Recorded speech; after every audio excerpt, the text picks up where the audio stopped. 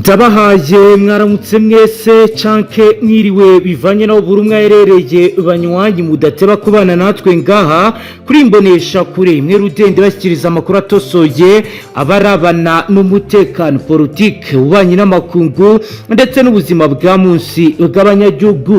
Turi mu gitondo cyo kuri uyu munsi wa kane w'indwi kwigenekerezo rya kabiri gitugutu 2025 tugiye kurabira hamwe ibiriko biragenda vyibonekeza. Turaza kugaruka ku bijyanye n'abasirikare badasanzwe Gen.Prime Niyongabo amaze kurungika mu gisagara cya Uvira, bikaba rero bihura n'amakuru akomeye yakusanyijwe na Demiape ndetse na Service National de Renseignement agaragaza ko igisagara cya Uvira gishobora kwibasirwa, hakaba hoherejewe abakomando kabariwe bagomba gukumira iki gikorwa. Ibiro bikabijyana n'ibikomeje kugenda bigaragara kuri base Ariene do Bujumbura kuko biriko biragenda bigaragara. Tugiye kwinjira muri aya makuru turabire hamwe ingena abasirikare barungitswe ndetse nuko kuri ubu bahagaze kuri point d'observation, dore ko bamaze n'iminsi bahabwa imyimenyerezo ikomakomeye mu bice bitandukanye by'u Burundi. Gusabe rero ubane natwe kandi uhita sabone maze ujye ukomeza ubana natwe ngaha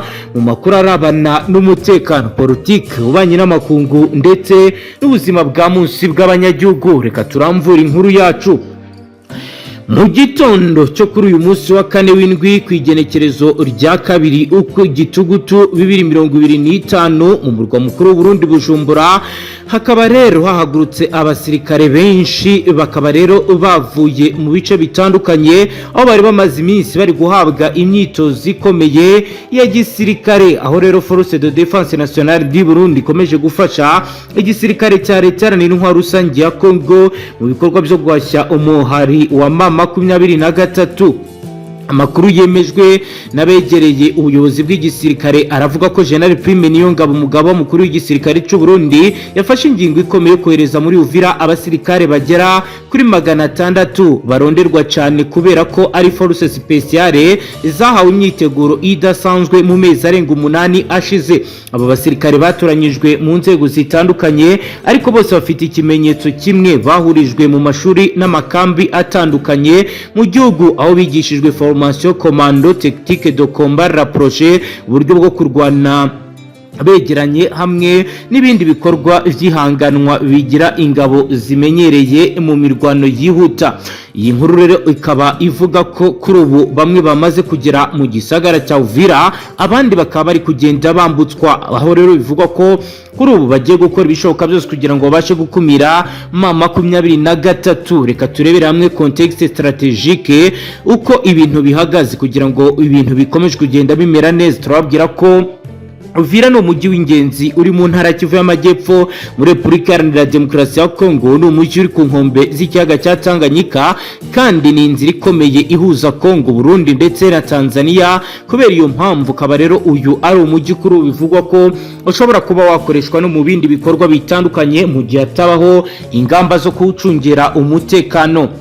Mu minsi yashize umutwe wa FC wagerageje ndetse ugaragaza n'ibimenyetso mu ntara Kivu y'Amajyepfo, ubwo rero wagiye wegereza ibirindiro byawo igisagara cya Uvira. Ibyatumye ubwo buta mu mitima y'abasirikare ba FARDC na Fdnb bavugaga ko nibatitonda bari buze kwisanga iki gisagara kigaruriwe mu buryo bworoshye. Kugeza ubu FARDC na Fdnb bamaze igihe kinini mu bikorwa bitandukanye, haba guhiga imitwe yitwaje ibirwanisho nka Red Tabara ndetse na Force Nationale de Libération FNL mu bice bitandukanye. Ni mu gihe kandi bagiye bagaragara mu bikorwa karundura bya gisirikare byo guhashya umuhari wa 23. uko rero bigaragara Fdnb yashyizeho gahunda yo kuba yarungika abasirikare basha muri Uvira kugira ngo bafatanye n'ingabo za Kongo mu guhiga ndetse no guhagarika umutwe wa 23. Abasirikare boherejwe ntabwo ari abasirikare basanzwe kuko nabatoranyijwe mu buryo budasanzwe, aho bivugwa ko kuri kampu Komando do Mudubugu aha niho habereye imyitozo ikomeye yo ku rwego rwo hejuru ku basirikare bategurirwaga kuba abakomanda, bakaba rero barize uburyo bwo gutambuka mu mashamba akomeye, gutegura ambiscade, ibitero bitunguranye no gukora ibice bishobora kuba bizaba strategique, bigategurwa ndetse hakamenywa nuko bagomba kurwanya umwanzi hatabayeho kwibeshya.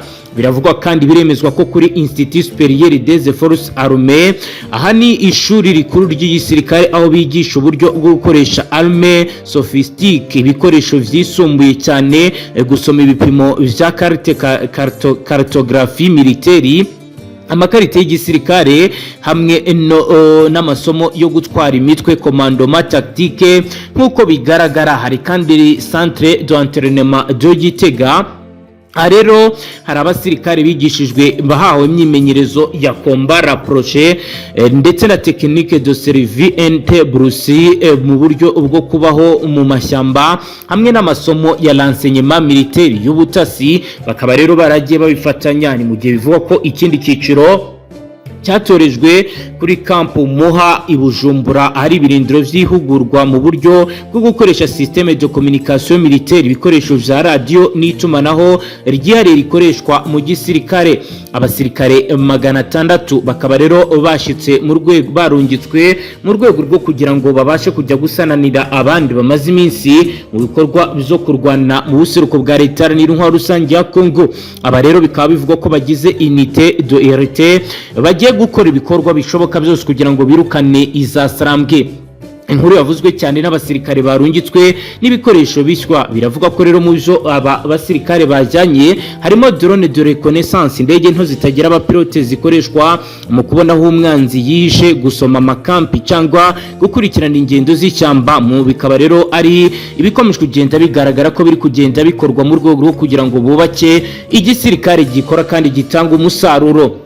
Hari kandi systeme de communication sécurisée, aho rero bajyanye ibikoresho bituma abasirikare bavugwa mu buryo budashobora gutegurwa n'umwanzi. Ibi bikoresho bigezweho by'ubutumwa bikoresha systeme yitwa cryptage militaire. Hari kandi arme de précision, imbunda zigezweho zirasa kure kandi neza zikoresha lunette de vise nocturne, nkuko rero biriko biragenda bigaragara. Hari kandi véhicule blindé regard zamaze kwambutswa ku mupaka wa Kavimvira, ni imodoka zifite ibikoresho byo kuba bitatoborwa n'amasasu kandi zikaba zifite ubushobozi bwo kuba zagenda ibirometero byinshi mu gihe gito. Hari kandi ibindi bikoresho byajyanwe birimo materiel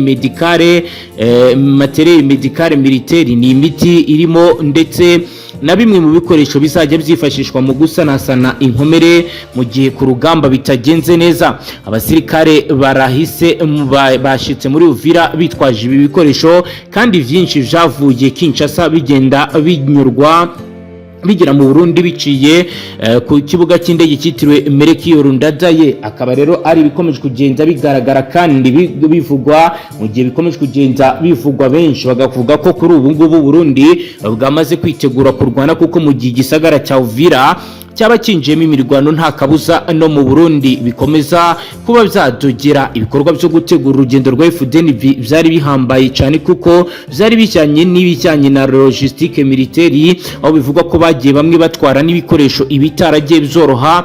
Kuri ubu rero bamwe mu bakurikiranira hafi baravuga ko kugira ngo abasirikare barenga 600 barungikwe habayeho kongera kuvugana hagati ya Kisekedi ndetse na Evariste Ndayishimiye, aho bivugwa ko kuri ubu abasirikare bagiye kurajya bahabwa gahimbaza mu kibitewe nuko hakomeje kugenda hagaragara ibindi bikorwa bidasanzwe. Hagati aho rero mama 23 yariye Karungu, aho umutwe wa mama 23 wagaragaje ko igihano cy'urupfu cyahawe Joseph Kabila Kabanga wahoze ari perezida wa Repubulika Iharanira Demokarasi ya Congo cyo kwitirirwa kuba umuyobozi wawo kigize kwica amahame yibanze aganisha ku guhagarika intambara yasinyiwe i Doha muri leta ya Katari hagati ya leta ya Kinshasa ndetse n'umutwe wa mama 23. hari kuwa mbere ku igenekerezo rya 30 ukwezi kw'icyenda 2025 nibwo urukiko rukuru rwa gisirikare muri Repubulika ya Demokarasi ya Kongo rwakatiye Kabila uyoboye ikiriya gihugu hagati ya 2001 na 2019 nyuma yo kumwamya ibyaha bitandukanye yaregwaga.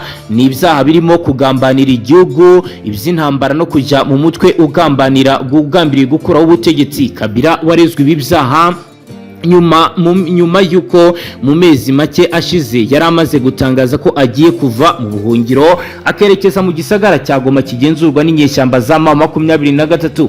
Urukiko rwavuze ko kuri we umukuru w'uyu mutwe ngo kuko mu mezi ashize yagiye yitabira inama zigamije gutegura ibitero byagiye bituma M23 yaratwigarurira Uvira ndetse na Bukavu. Uyu mugabo kandi urukiko rwagaragaje ko yanagiye agaragara mu bigo bitangirwamo imyitozo ya gisirikare nkuko bigaragara. Umuhuzabikorwa wungirije wa AFC Bwana Bertrand Bisimwa binyujije ku rubuga rwe rwa X yagaragaje ko kuba Kabila yarakoze ibingibi ntaho bihuriye no kuba yakatirwa urwo gupfa Perezida Joseph Kabila, ntaho bitandukaniye n'ibitero ingabo zayo zimaze iminsi zigaba kuri ya mutwe. Ati gukatira Perezida Kabila urwo gupfa hitwajwe umubano byiswe ko afitanye na AFC no kwica amahame yibanze yasinyiwe Doha, kimwe n'ibitero bikomeje byitwaje intwaro by'ubutegetsi bwa Kinshasa. Yunzemo ko ibyakozwe bishimangira ko uriya mutwe utigeze wibeshya kukuba ubutegetsi bwa Perezida Kisekedi nta gahunda yo gushakira igihugu amahoro ubufite. Kugeza ubu yaba Kabila n'ishyaka rye rya PPRD ntacyo baratangaza kuri iki gihano cy'urupfu yahawe. Icyakora umujyanama we mu bya diplomasi Kikaya Bin Kalubi yavuze ko nta gihamya na kimwe urukiko rwigeze rugaragaza ku byaha rwamuhamije. Uyu munyapolitiki yavuze ko bitumvikana uko kuba Kabila yaragiye Goma na Bukavu bigize icyaha cy'intambara mu gihe iyo migi yombi isanzwe ituwe na za miliyoni z'abanyekongo.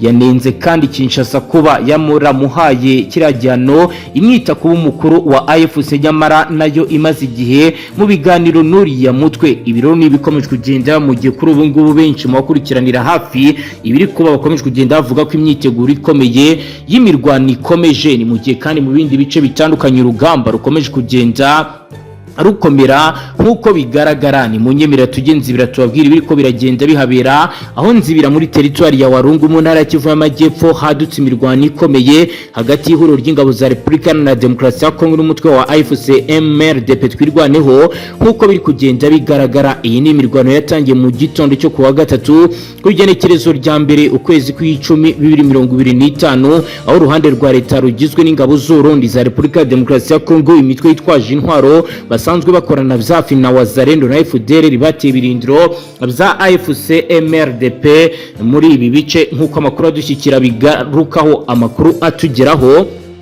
aturuka hafi y'abaraho ibi biri kubera aravuga ko intwaro ziremereye n'izoroheje zirimo gukoreshwa cyane cyane muri iyi mirwano. Ubundi kandi hari gukoreshwa drone mu bikorwa byo kugaba ibitero. Ni imirwano amakuru agaragaza ko FARDC n'abambariya bayo batangiye bashaka kongera kwisubiza iki gice cya Nzibira kigaruriwe n'uyu mutwe wa AFC MRDP mu mpera z'indwi heze.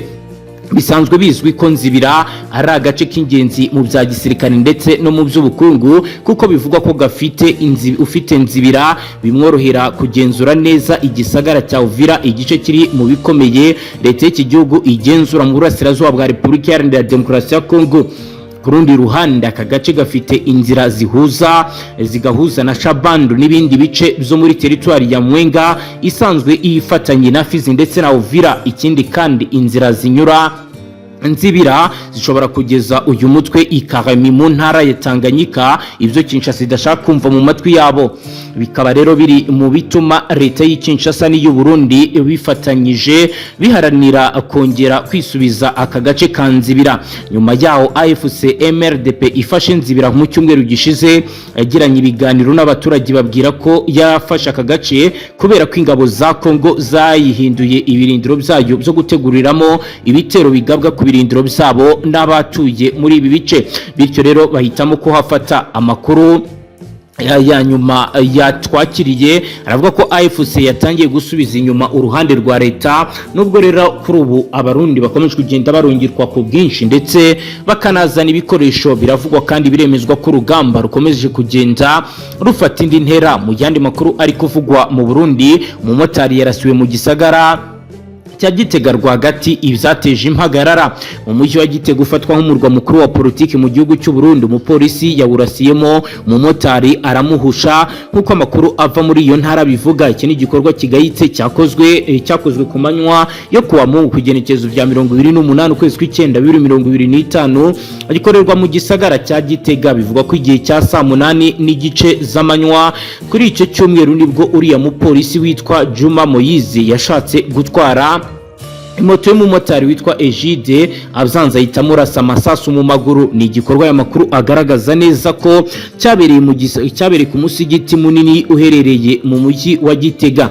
Amashusho yerekana urujya n'uruza rw'abantu ibihumbi bari banyuranamo ahabereye iki gikorwa. Nubwo uwarashwe atakomerekejwe cyangwa se ngo yicwe, ariko iki gikorwa abaturage barababaye bitewe n'ibyabaye kuko amakuru gutangazwa n'ikinyamakuru SOS Media Burundi akomeza kugenda bivuga. Aho iki kinyamakuru cyagize kiti ibyabaye byababaje ubu bikaba rero byababaje abantu mu buryo budasanzwe.